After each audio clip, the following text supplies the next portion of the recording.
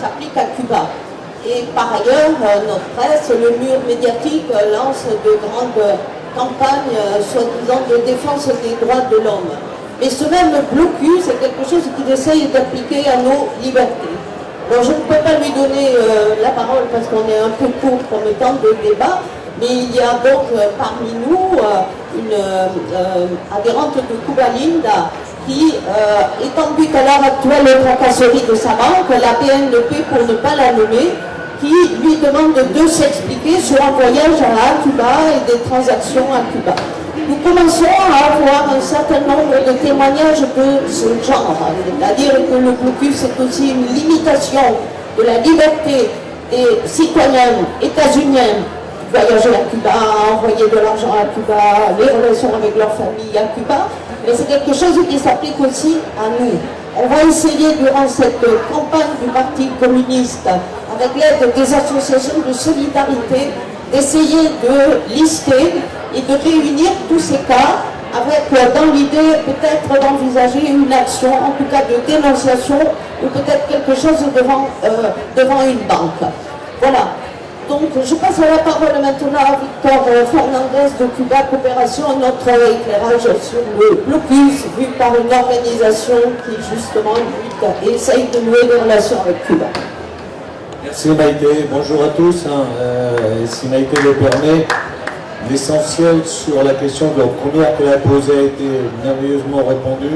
Je vais apporter ma propre contribution. Mais en première, permettez-moi de dire, quand on écoute la clarté, la combativité de l'intervention de nos amis cubains, on peut comprendre la capacité du peuple héroïque de Cuba à résister de toutes ces politiques criminelles pour défendre son régime social, et je crois que ça mérite de le souligner.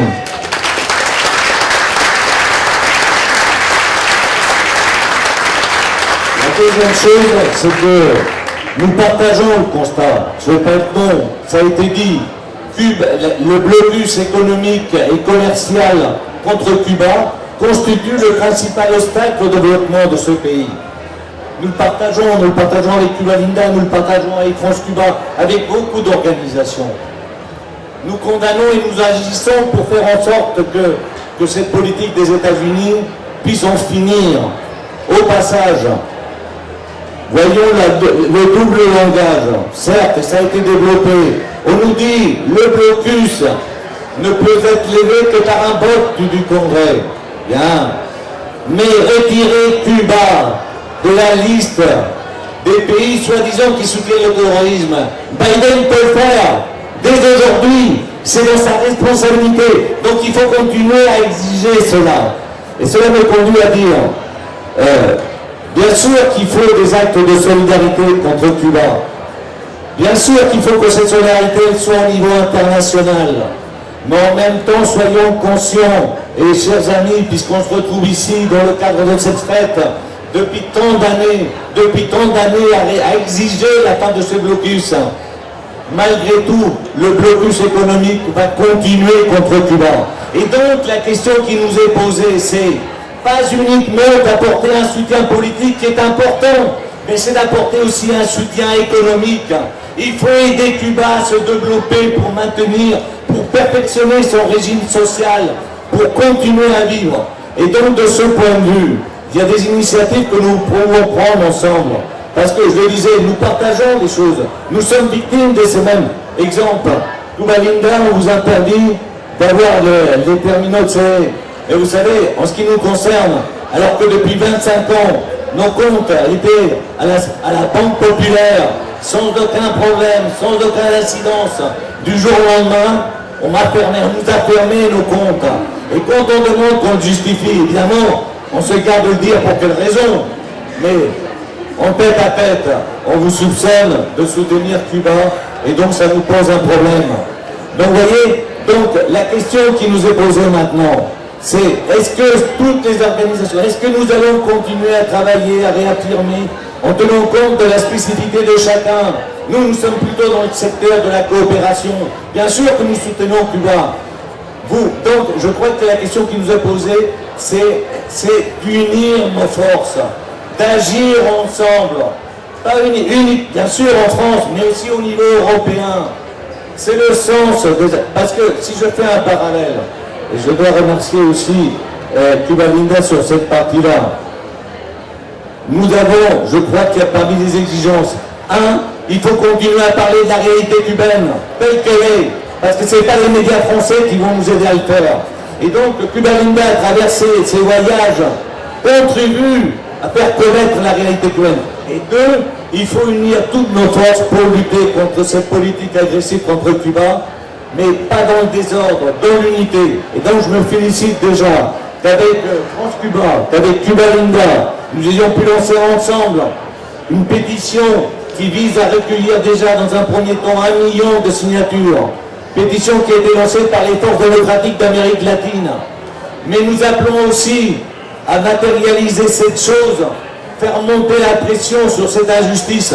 Et je me fais référence au mois de novembre, à Bruxelles, va se tenir un tribunal international qui vise, avec des juristes, qui vise à faire condamner la politique des États-Unis. En premier lieu, parce que c'est une véritable atteinte aux droits de l'homme. On nous parle beaucoup de droits de l'homme, c'est qu'on les arrange. Et dans ce cadre-là, je lance un appel. Nous avons besoin, la victime c'est Cuba.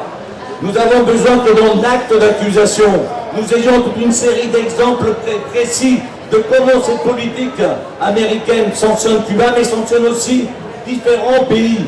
Et donc, nous appelons à faire en sorte que ceux qui ont été victimes, ceux dont leur banque refuse d'envoyer de l'argent à Cuba ou de soutenir des projets, qui nous le fassent savoir, ceux qui se sont vus refuser l'achat de matériel pour aller à Cuba, nous avons besoin de nous retrouver devant ce tribunal international avec un maximum de preuves qui prouvent la réalité. Parce que c'est trop facile quand on parle, pour certains d'ailleurs, même y compris parfois des amis qui ont plutôt une sensibilité de gauche, on s'imagine que le blocus est fini depuis qu'Obama est allé. Non, non, ça persiste. Et donc je crois que ça c'est fondamental. Et donc il faut qu'ensemble on élève cette capacité qu'on a à pouvoir porter cette campagne et venir en aide à la fois à Cuba, mais à construire des véritables projets économiques avec eux. Et dans ce cadre-là, en ce qui nous concerne, nous n'excluons personne. Nous prenons toutes les bonnes volontés. Je me réfère bien sûr à des collectivités locales qui nous soutiennent à travers la coopération décentralisée. Mais nous n'excluons pas le monde empresarial. Parce qu'aujourd'hui, Cuba, ce qu'il a besoin, vous savez qu'on nous construit des projets à Cuba, c'est des petites gouttes de sable qui amènent une amélioration spontanée. Mais Cuba a besoin de résoudre à long terme cette question économique. Et donc, il y a aussi des personnes qui ne partagent pas forcément nos convictions politiques, mais qui sont prêts à s'engager dans ce combat.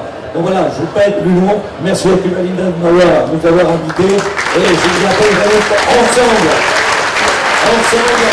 Cuba vive, Cuba lucha, Cuba vencerá.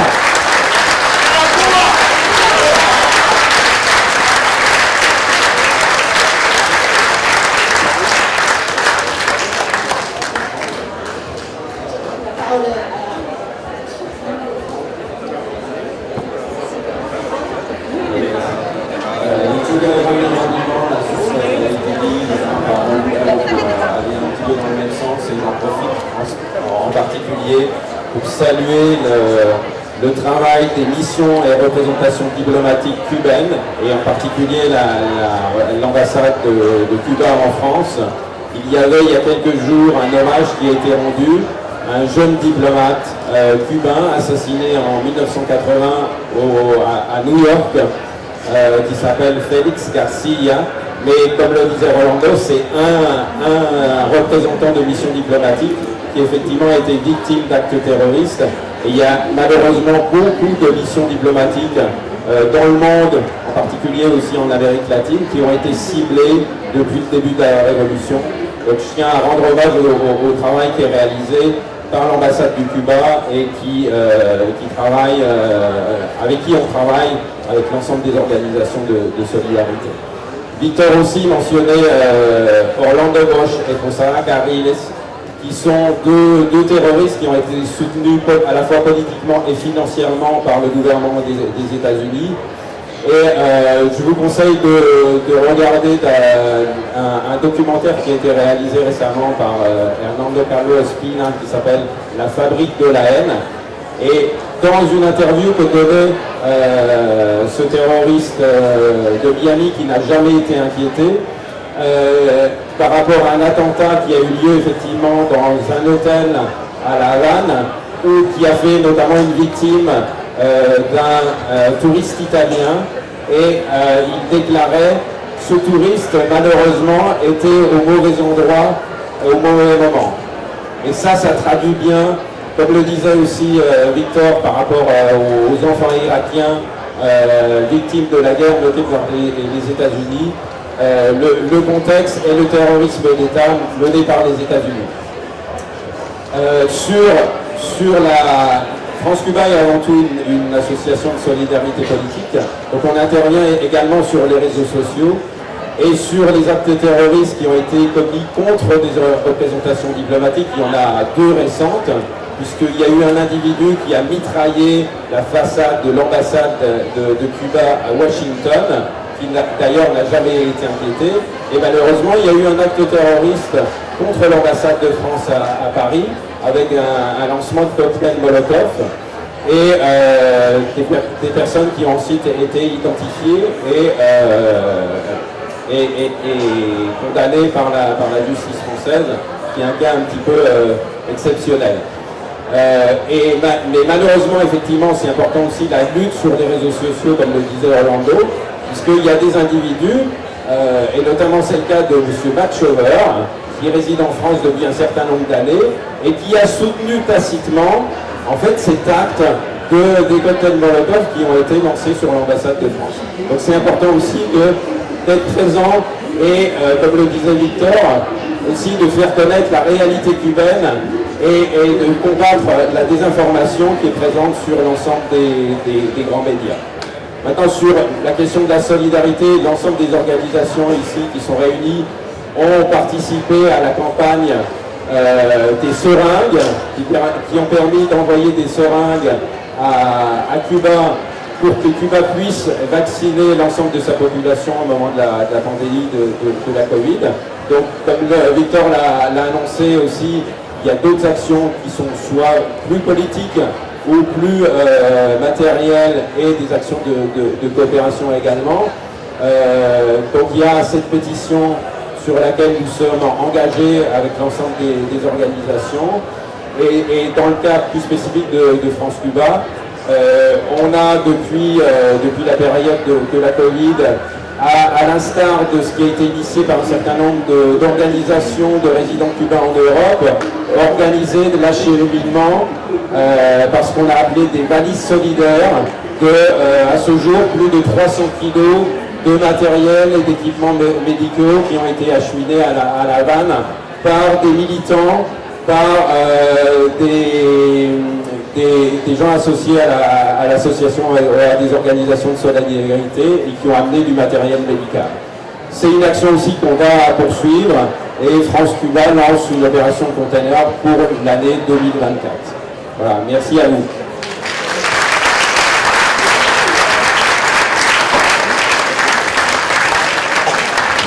Bien, je pense qu'on a fait le tour de la question en 1 heure.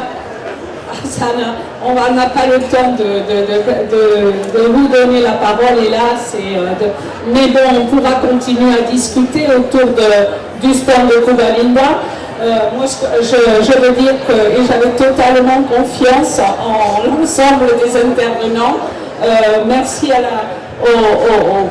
nos amis cubains d'avoir en quelques mots expliqué à la fois la difficulté que leur pose le blocus et ses actions terroristes, et à la fois la détermination du peuple cubain à vaincre et à faire triompher le chemin qu'ils ont choisi, leur chemin révolutionnaire.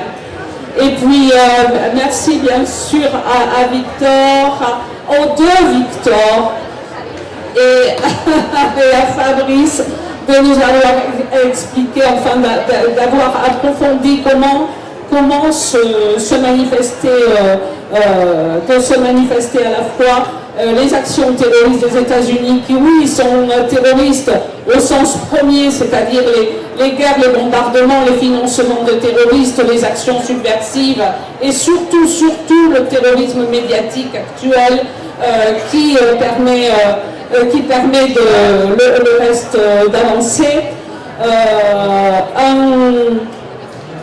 En ce moment, il y a beaucoup d'espoir.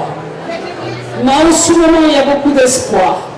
Ça va être dur, mais ça va surtout être dur dans nos pays parce que nos gouvernements sont trop alignés sur les États-Unis, quitte à sacrifier leur propre pays et leur propre peuple. Mais il y a beaucoup d'espoir parce qu'en ce moment, à La Havane, il y a le G77 plus Chine. C'est-à-dire qu'aujourd'hui, à La Havane, Cuba, qui est président du G77 plus Chine, est à la tête, reçoit 134 pays. Et symboliquement, c'est très très fort. Ça veut dire que Cuba est le porte-parole des pays du Sud, des pays qui souffrent l'impérialisme, des pays qui souffrent du colonialisme depuis des années et des années. Les BRICS sont soulevés, se sont agrandis. Aujourd'hui, les BRICS, ils ont pris des décisions qui vont faire que très rapidement le dollar va perdre totalement. Et que va donner le blocus financier quand le dollar n'aura plus la même puissance? Voilà. Donc aujourd'hui, il y a un nouveau monde qu'ils appellent multipolaire. Il y a aussi un autre terme, multipolaire ou qui s'élève et qui décide que ce ne seront plus les pays les puissants capitalistes qui décideront pour les autres du type de gouvernement et du type de système. On le voit dans les BRICS, il y a des gens qui sont la Chine qui est dirigée par un parti communiste, et puis il y a l'Iran, et puis il y a l'Arabie Saoudite, etc., et qui ont décidé qu'on allait traiter entre les pays d'égal à égal, que personne n'imposerait un gouvernement ou un système à un autre. Et ça, c'est beaucoup d'espoir. Alors oui, à nous de lutter surtout sur le plan médiatique pour faire connaître la vérité de Cuba, et c'est pour ça que nous, à Cuba Linda, on continue à vouloir amener les gens pour qu'ils deviennent des ambassadeurs de Cuba quand ils reviennent ici. Oui, faites-nous remonter tous les détails. Il y a ce tribunal le 16 et le 17 novembre à Bruxelles, et il faut faire remonter toutes les difficultés que vous avez. Il y a un autre truc en ligne qui s'appelle One Cents for Cuba. One Cents for Cuba, ce sont nos amis de la solidarité anglais qui, tous les problèmes bancaires que vous avez pour envoyer de l'argent à Cuba World, alors ça consiste à vous essayer d'envoyer 10 euros à un truc à Cuba, et la banque qui vous envoie le refus, et bien tout ça est collecté de manière à monter un dossier pour ça. Et puis on continue, et avec l'espoir, avec beaucoup d'espoir effectivement. Viva Cuba! Viva la révolution cubane!